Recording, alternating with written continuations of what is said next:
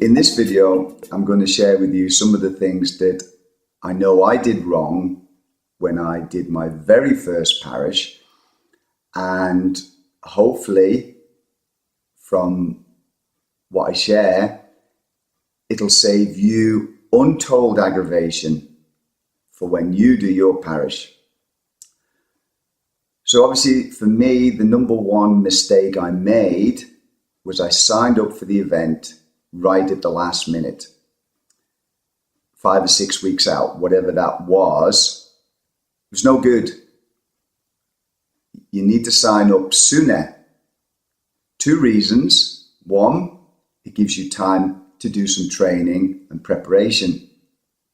And 2, it also gives you mental time to get used to the idea of actually doing the event so that you can train your mind to do it successfully. So that was the first thing. Don't leave it too late to sign up. In tandem with that, the second thing is if you do sign up sooner, that gives you time to do some research around the event. Now, obviously, this is designed for people who are new to it, who have no previous experience. But you need time to research and immerse yourself in the ultra endurance world and to prime yourself for the success that you will have if you learn about what it takes to go from 0 to 85 miles. The next thing that I made a mistake of was, because of signing up too late, I didn't do any training. I think I did like 4 short walks. And when I say short, they were like 6 miles, 10 miles, 12 miles. So four walks is no good. You can't expect to go from 0 to 85 miles with literally no training, next to no training. So you need to have the ability to have the time to do sufficient training. This also ties in with the previous video that I mentioned around Pareto principle. You don't have to do 1,000 miles or 700 miles training, but you do have to do some. The body has to become acclimatized and used to being on the feet for extended periods of time, because potentially you could be out there for up to 24 hours. So you do have to do some physical training.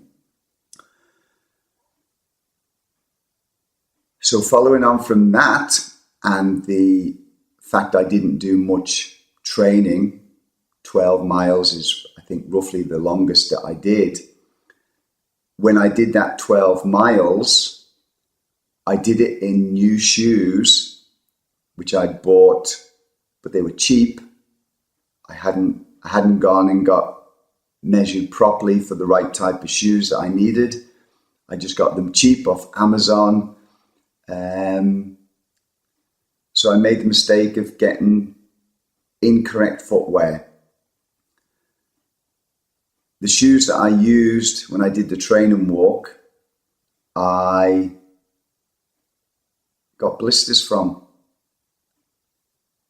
I only had 1 pair of socks on, together with the wrong shoes, and the 12 miles, which was a new distance for me at the time, I did it too fast. So all these things together, new shoes, only 1 pair of sports socks, not understanding about blisters and how to avoid blisters, which I have got a video, one of the previous videos on how not to get blisters, which you can check out. So these were some of the things that all came together to be a big hindrance for that first attempt, because I'd signed up too late.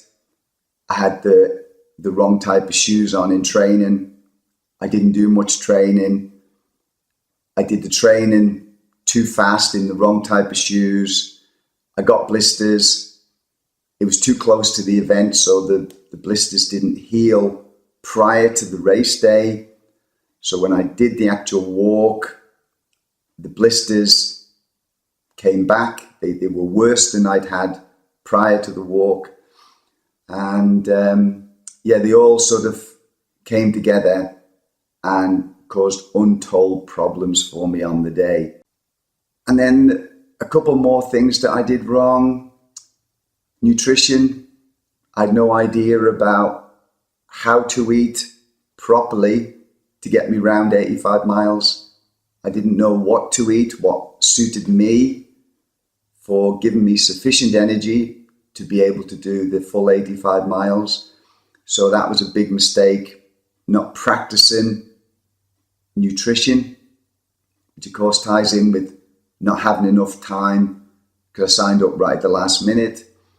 And the other thing was quite a big thing really, which I never even thought about, is I did no training in the dark. Obviously, because I'd signed up in May, the nights are quite light. So to do it in the dark at that time of year would literally require going out at midnight or whatever to practice. But I didn't even think about it. Now, of course, at this time of year, it's December. So it's dark early in the evening. So it will give you an opportunity to get out, certainly early part of the new year, to get out in the dark, outside the towns where there's no street lighting, and to actually practice walking in the dark with lights, head torch, and a red light on your back or on your arms for safety purposes, but to practice getting out in the dark because you're going to be walking in the dark. With that said, all these things together, they all sort of tie in, and they're all mistakes that I made that very first time,